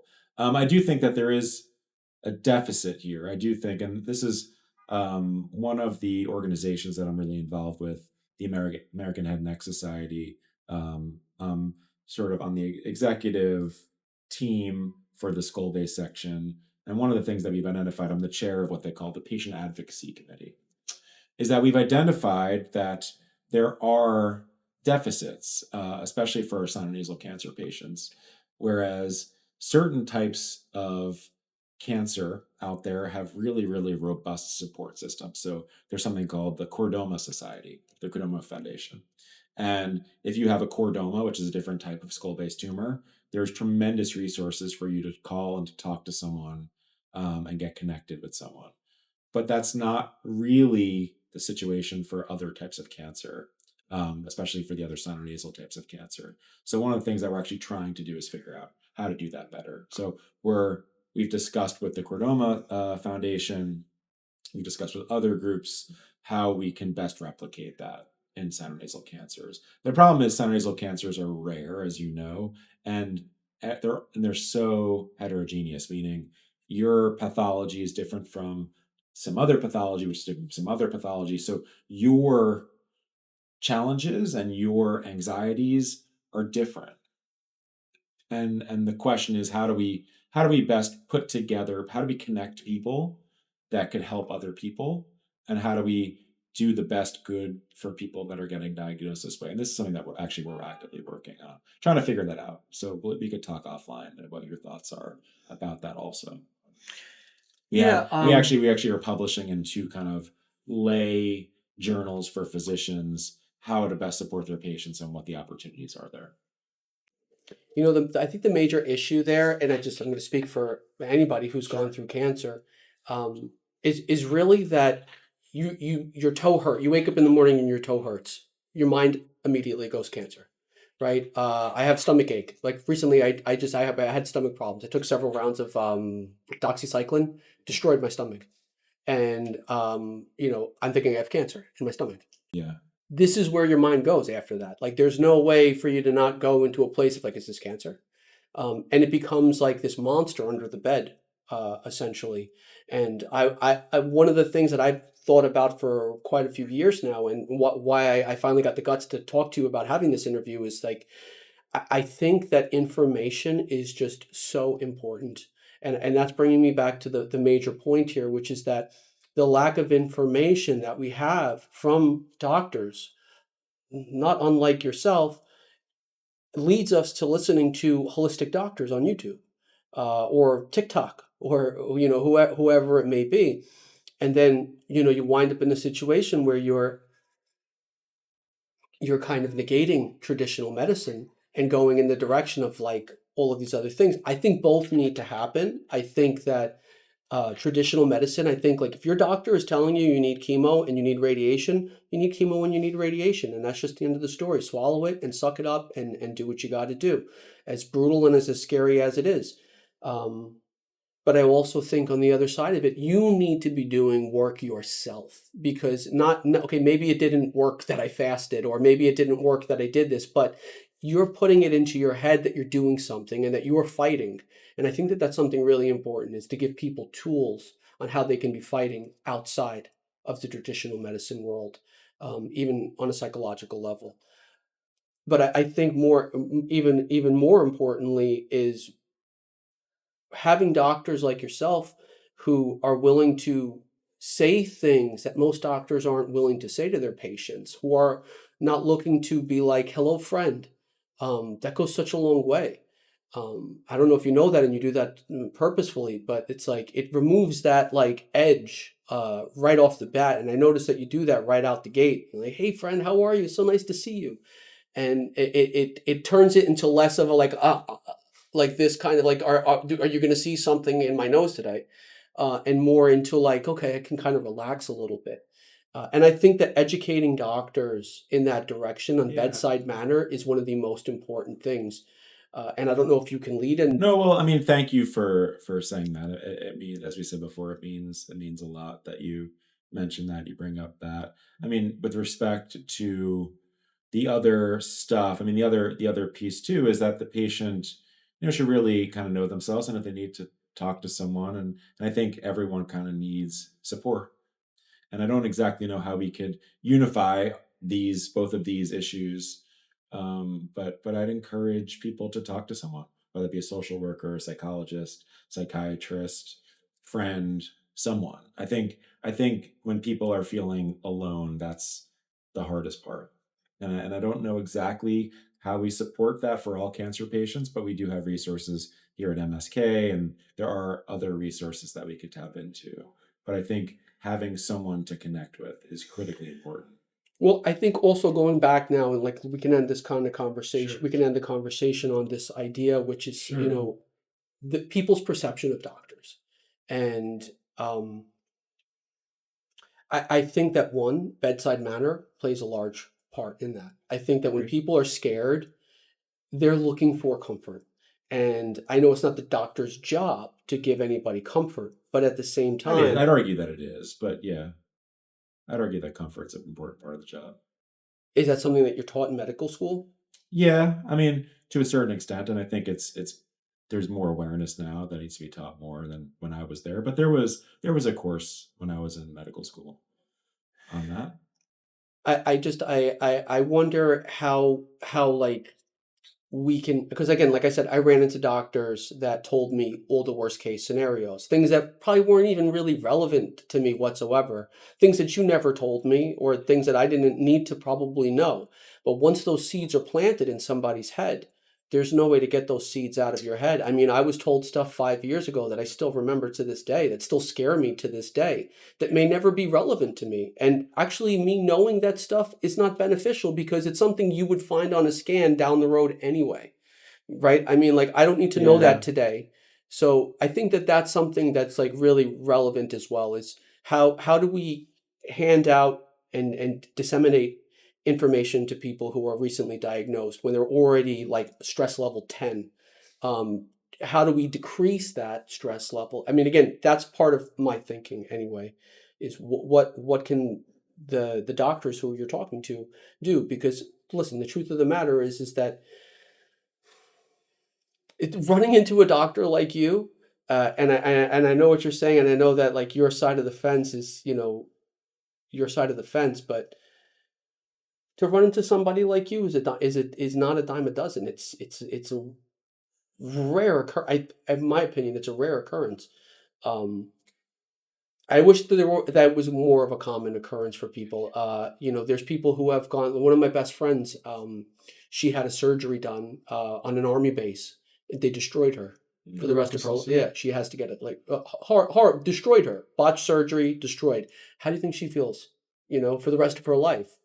How many friends that I know that Another friend of mine who had surgery and it went terribly wrong, and it's kind of what I was saying to you before is that like you're putting yourself in this position where all the responsibility of this, you're taking a person's life and putting all the responsibility on your chest from diagnosing to treating.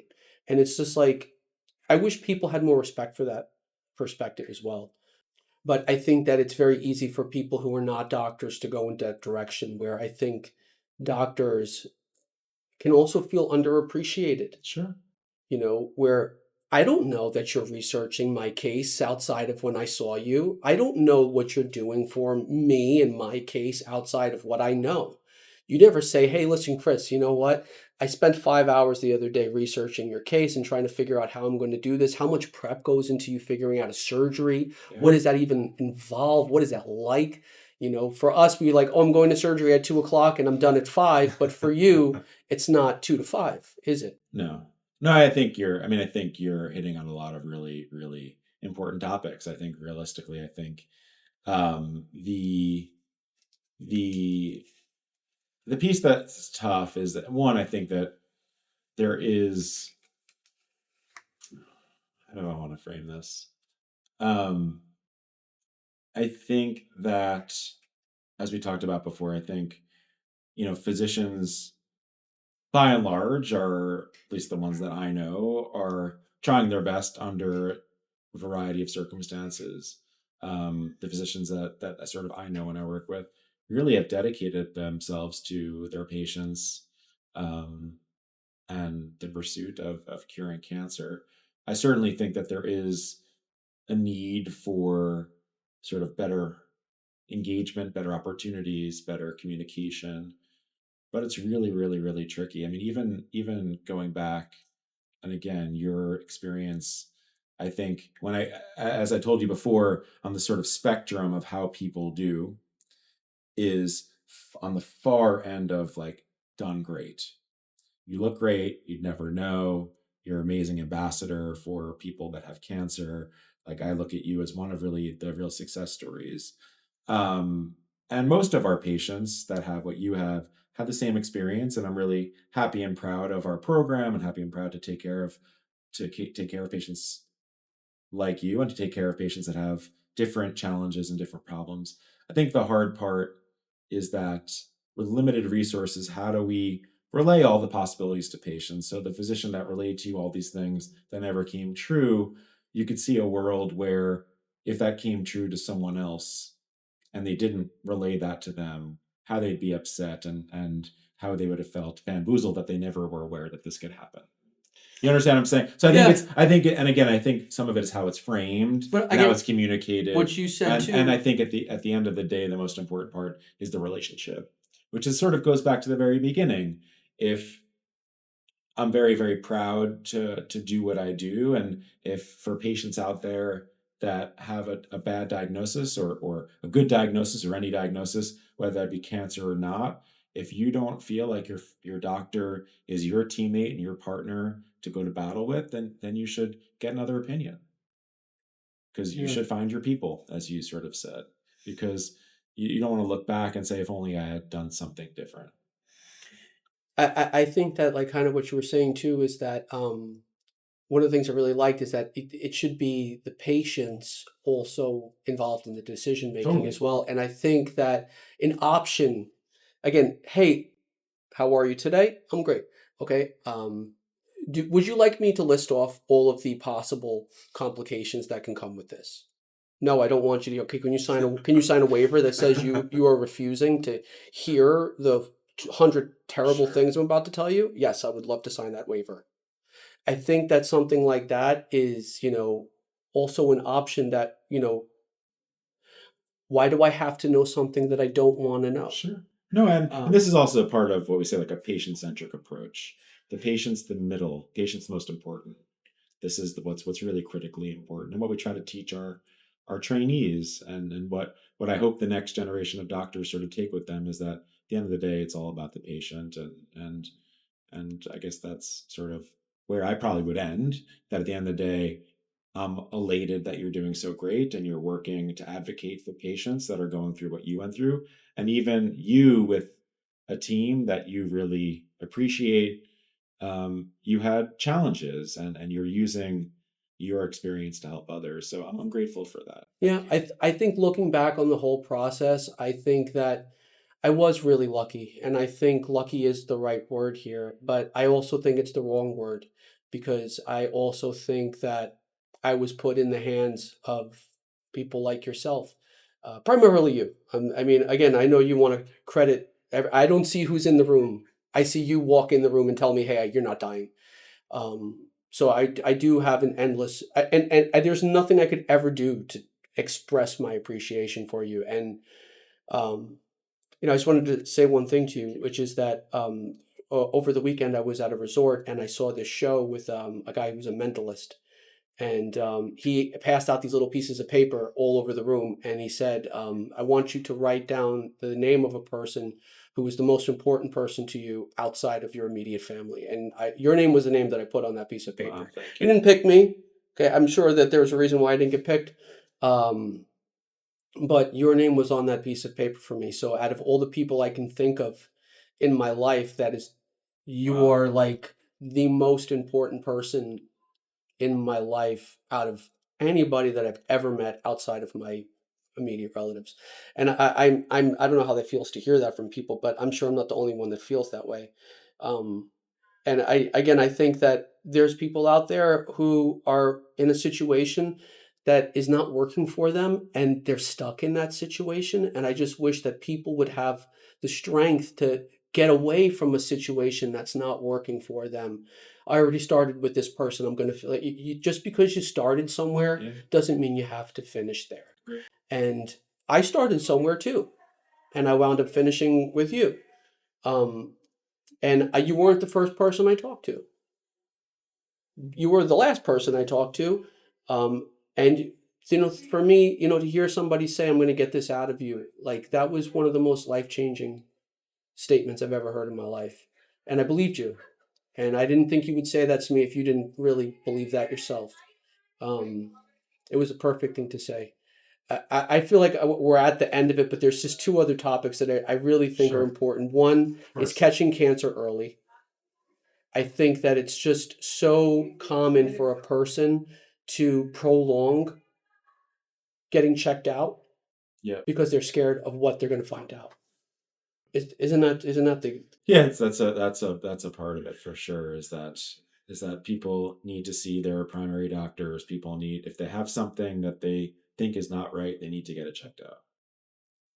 what do you do about that psychology though? Like, I mean, even for me, I was having the stomach problems and I was like thinking of every way, how do I not really get this checked out? Because you're so terrified of what the answer could be. But at the same time, I've learned over the years that as terrified as I am of what maybe a diagnosis may be or what I have going wrong, if it's better for me the earlier I catch it, Totally. the better the prognosis is going to be. So I think it's one of those things I wish I could encourage people. Like, if something's wrong, just go get it Yeah, checked out I agree. now, because either way, if there's something wrong, it's not just going to go away on its own. It's only going to get worse. And do you have any thoughts or Yeah, for anything? sure. I mean, if there's any question, if you're unsure about something, just see your doctor. See your doctor. That's it.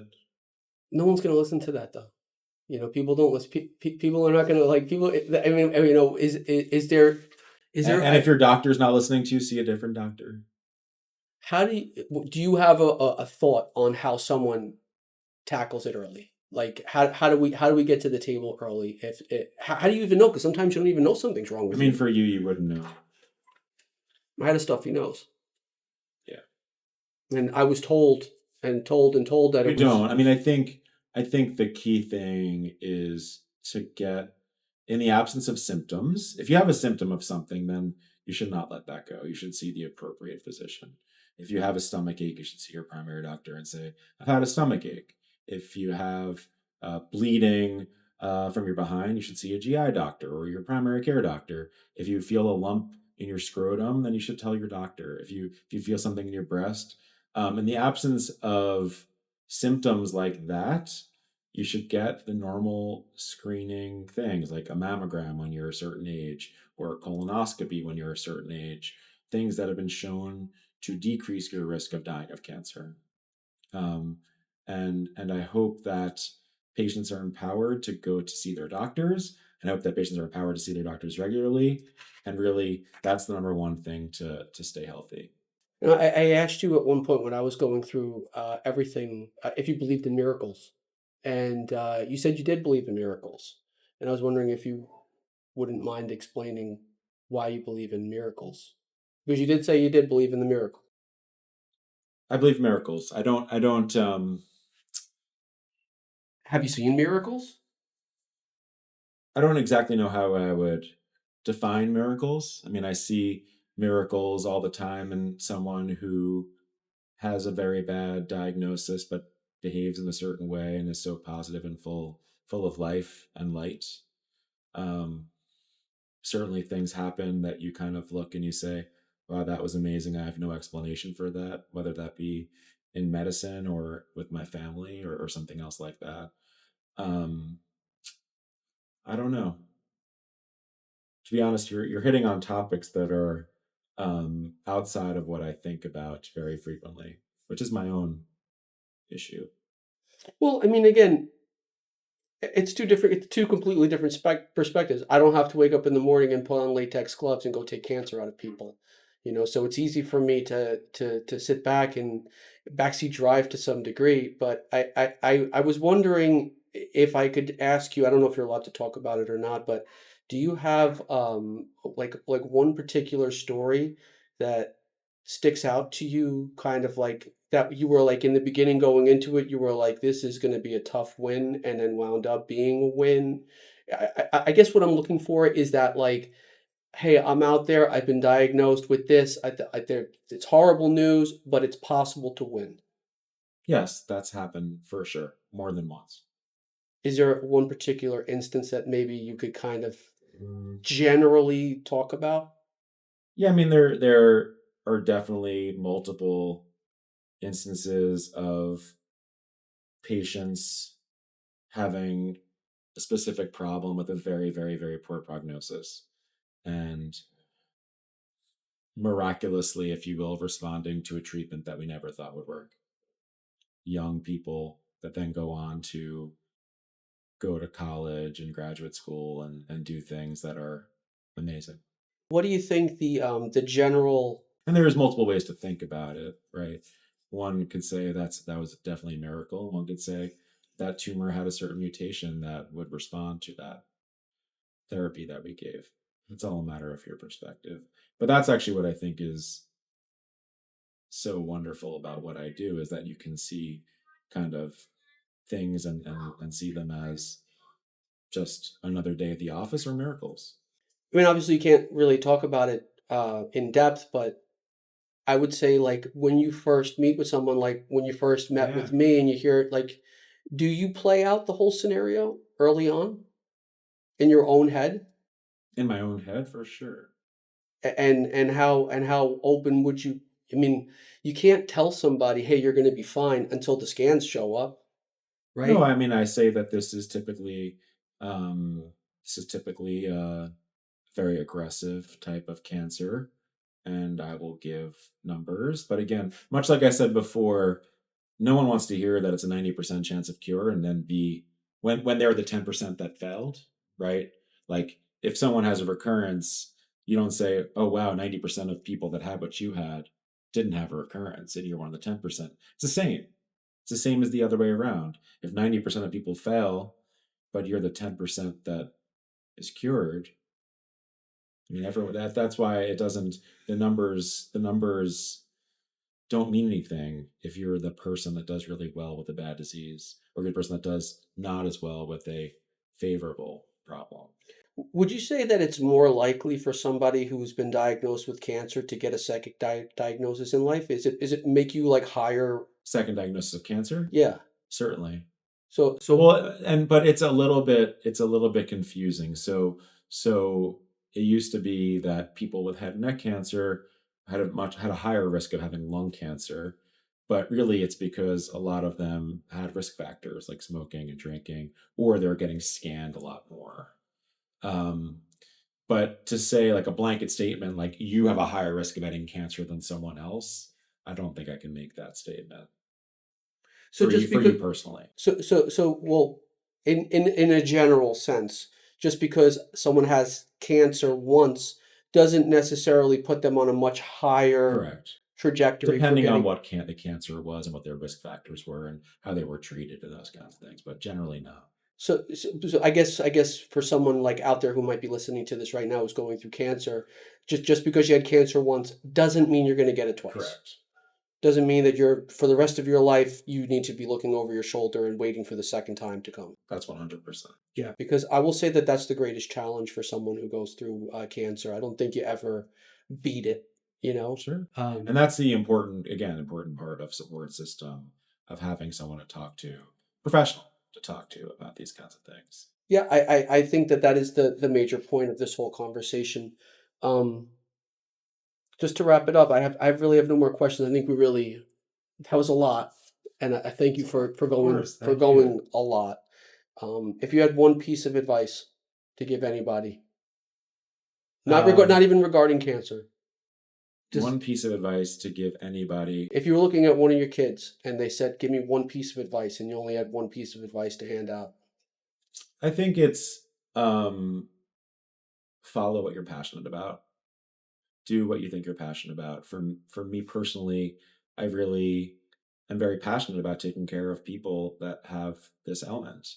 And there are ups and downs in what I do for sure, but it's really, really it's an amazing thing for me. It's the key to, other than my family, it's been kind of the key to my happiness and whatnot. I think that following your passion and being kind.